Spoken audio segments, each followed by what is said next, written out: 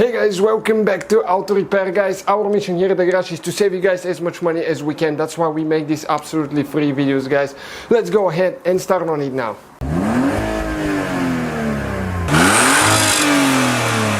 Hey guys, welcome back to the channel. Today guys, we'll show you how to remove center vent on Mazda CX-7 right here. If one of yours is not working, if it's cracked, let's say it's not operating, we'll show you how to remove and replace one of those. Stay with us guys, please subscribe, don't forget to subscribe. Let's grow the channel together and see you next time. Alright guys, first thing that you need to do, you need to turn the key on, go all the way to drive, so we can remove the trim there. Make sure you have the e-brake on all the way. You can go ahead and turn the key off after that. It's going to beep at us a little bit, but bear with us. Okay, let's go ahead and start on it now. Alright guys, first thing that you need to do, if you get a small screwdriver or prying tool, okay, you can pry on the bottom there. Once you pry it open, you can grab it with your hands and start pulling on it a little bit. Just be careful not to break anything.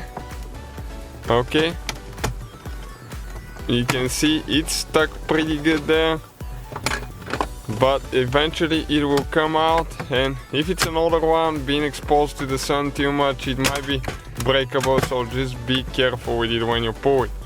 Okay, you can see there is a couple clips and the whole thing will come out of there now.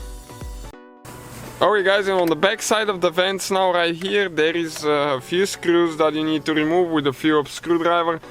All three vents come together. You cannot replace just one of them. Well, you can, but you need to take everything apart again. I will show you why. Okay, but we're almost there. I think there is 4